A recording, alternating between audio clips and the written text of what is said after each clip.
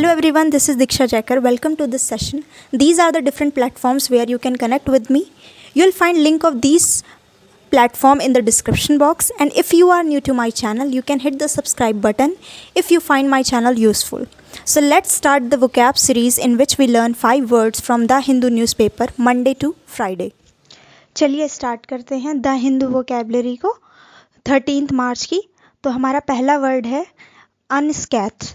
अनस्कैथ का मतलब होता है not having being injured or harmed after a dangerous experience, यानी कि आपके साथ कुछ डेंजरस चीज़ हुई और उसके बाद भी आपको कोई तकलीफ नहीं पहुंची, तो आप क्या है, आप अनस्कैथ्ड हुए उस प्रॉब्लम से। तो देखिए अनस्कैथ का मतलब क्या होता है, if you are unscathed after a dangerous experience you have not been injured or harmed by it, यानी कि ऐसे आप कोई डेंजरस एक्सपीरियंस से बाहर निकल आए बिना कोई इंजरी के, बिना कोई हार्म हुए। तो ये आज के न्यूज़पेपर की कटिंग है। इसमें कैसे यूज़ किया गया है, सिलिकॉन वैली बैंक में लीव इंडिया अनस्कैथ, और इसका इजीली बिना कोई न्यूज़ से रिलेटेड जो एग्जाम्पल है वो है the people remained unscathed after an earthquake, यानी कि अर्थक्वेक आने के बाद भी जो लोग थे वो अनस्कैथ रहे, यानी कि उन्हें कोई दिक्कत नहीं हुई। अर्थक्वेक थोड़ा छोटा मोटा जो भी था वो आया और चला गया। Next word toehold. इसका मतलब होता है small gain small amount of power. इसका मतलब है कि छोटा मोटा दबदबा बनाना, यानी कि कहीं पे अपने पैर रखने की जगह बना लेना है, मतलब कि कहीं पे अपना पावर जमा लेना। तो एग्जाम्पल है China tries to hold on this universe completely, यानी कि इस यूनिवर्स पे सिर्फ चाइना अपना दबदबा बनाना चाहती है, यानी कि बाकी कॉन्टिनेंट से कोई मतलब नहीं है। चाइना को सिर्फ एशिया हो चाहे यूरोप हो चाहे जो भी बाकी के कॉन्टिनेंट हो, वहाँ मतलब हर जगह इस यूनिवर्स में हर जगह अपना चाइना जो है अपना दबदबा बनाना चाहती है। ये इसका यूसेज था कि इस वर्ड को कैसे यूज़ करेंगे सेंटेंस में। तो इसका मीनिंग देख लेते हैं क्या है कि if you have a toehold in a situation, अगर आपका टो होल्ड है किसी सिचुएशन में, you have manage to gain an uncertain position, यानी आपने मैनेज कर लिया है गेन करने का एक ऐसी पोजीशन जो कि अनसर्टेन थी, और a small amount of power in it, या फिर आपने उसमें स्मॉल थोड़ा बहुत ही सही पर आप अपना पावर बना लिया उस जगह पे। ठीक है, तो ये इसका मीनिंग है इस वर्ड का toehold, gain small amount of power, यानी कि, और इसका यूसेज क्या था, China tries to hold on this universe completely. तो हमारा तीसरा शब्द है न्यूएंसेस। न्यूएंसेस का मतलब होता है बारीकी भेद, छोटा मोटा भेद जो एकदम बारीकी भेद हो। So a nuance is a small difference in sound, feeling, appearance और meaning। छोटा मोटा जो डिफरेंस होता है, बारीक जो भी अंतर होता है, चाहे वो फीलिंग में हो चाहे वो अपीयरेंस यानी दिखने में कोई चीज़ कैसी हो उसमें हो, चाहे किसी चीज़ के मतलब में हो। बारीकी भेद के लिए जो इंग्लिश में वर्ड होता है, एक टर्म होता है, वो होता है nuance. Next word dichotomy. Dichotomy का मतलब होता है डिफरेंस बिटवीन टू थिंग्स, कोई दो चीज़ों में अंतर को बोला जाता है डाइकोटॉमी, यानी कि सिंपली डाइकोटॉमी यूज़ होती है दो के लिए, डाई वर्ड हमें दो के लिए ही होता है। डिफरेंस बिटवीन टू थिंग्स यानी कि दो चीज़ों के बीच में अंतर कितना है या क्या है। So if there is a dichotomy between two things, there is very great difference or opposition between them, यानी कि उन दो में अंतर होगा, बहुत बड़ा डिफरेंस होगा।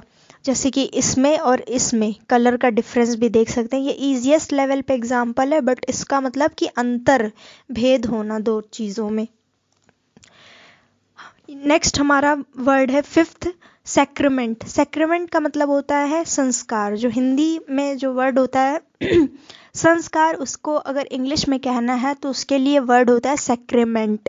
सैक्रेमेंट, और ये आज के न्यूज़पेपर की कटिंग है, तो इसमें किस तरीके से यूज़ किया है, marriage between a biological man and women is a holy union, a sacrament and a sanskar in India. इसका मतलब है कि जो शादी होती है, marriage between a biological man, यानी कि ऐसा मैन जो किसी सर्जिकल ऑपरेशन के बाद या किसी मेडिसिन या किसी भी प्रोसेस के थ्रू ना बना हो, बल्कि वो बायोलॉजिकल मैन हो, मीन्स कि वो पैदा ही उस नेचर उस जेंडर में हुआ हो। तो जो इंडिया में जो मैरिज होती है बिटवीन एक बायोलॉजिकल मैन और वुमेन के बीच में, वो एक होली यूनियन होता है, पवित्र संगठन होता है। तो और क्या लिखा गया है, अ सैक्रिमेंट, यानी कि एक संस्कार होता है, कहाँ पे, इन इंडिया। तो इस तरीके से इस वर्ड का यूसेज है। लास्ट वर्ड है हमारा आज के न्यूज़पेपर का, वो है अग्रीव्ड। अग्रीव्ड का मतलब होता है या तो कोई पीड़ित हो, जैसे किसी के साथ कुछ गलत हुआ हो, किसी के साथ अत्याचार हुआ हो, तो एक उस सेंस में हम उस इंसान को बोल देते हैं कि वो अग्रीव्ड है। और दूसरा क्या, कोई अगर अपसेट है तो उसके वो इंसान क्या है, अग्रीव्ड है, और या तो वो बहुत ज़्यादा एंग्री है, जैसे कि ये है, तो उसके लिए वर्ड हो जाएगा अग्रीव्ड। अब इसका मीनिंग क्या है, इफ़ यू फील अग्रीव्ड, अगर आप अग्रीव्ड फील करते हैं, यू फील अपसेट, आप अपसेट फील करते हैं, एंड एंग्री, और गुस्सा भी, because of the way in which you have been treated.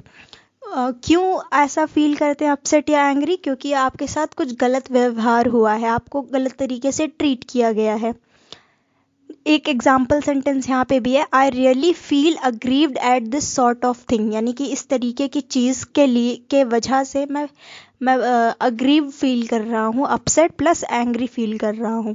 ये आज के न्यूज़पेपर में इस तरीके से यूज़ किया गया है, अग्रीव्ड बाय द ऑर्डर, यानी कि कोई ऑर्डर होगा और वो ऑर्डर रिलेटेड है concerning it's implementation in the armed forces, यानी किसी ऑर्डर की बात की जा रही है जो कि रिलेटेड होगा, इम्प्लीमेंटेशन उसकी रिलेटेड होगी आर्म्ड फोर्सेस से। तो ये पूरा नहीं पढ़ना है, बस देखना है कि अग्रीव्ड बाय द ऑर्डर, यानी कि किससे अग्रीव है, अपसेट या एंग्री है, ऑर्डर से।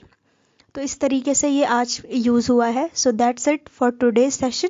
अब इसमें से एक बार देख लेते हैं, ये एक अच्छा वर्ड है, टू होल्ड, अच्छा है, पॉलिटिकल न्यूज़ में काम आ सकता है। पॉलिटिकल कोई ऐसे लिखना है जिसमें कि चाइना या फिर इंटरनेशनल रिलेशन है, तो चाइना कैसा रिलेशन रखता है बाकी कंट्रीज से, तो उस सेंस में इस वर्ड को यूज़ कर सकते हैं। न्यूएंसेस मीन्स बारीकी, भेद, और dichotomy is also a good word, it can be asked in one word substitution kind of question which is often asked in SSC level examination. And sacrament, sanskar, ये भी अच्छा वर्ड है, बोलचाल की भाषा में भी यूज़ कर सकते हैं, क्योंकि संस्कार एक ऐसा वर्ड है जिसको हिंदी में ही लोग इतना ज़्यादा बोलते हैं। और लास्ट वर्ड वॉज अग्रीव्ड, ये जो भी कोई केस होता है उससे रिलेटेड ये वर्ड काम आ सकता है। तो ये थे आज के न्यूज़पेपर 13 मार्च के, इतने ये सारे वर्ड्स 5 या 6 थे।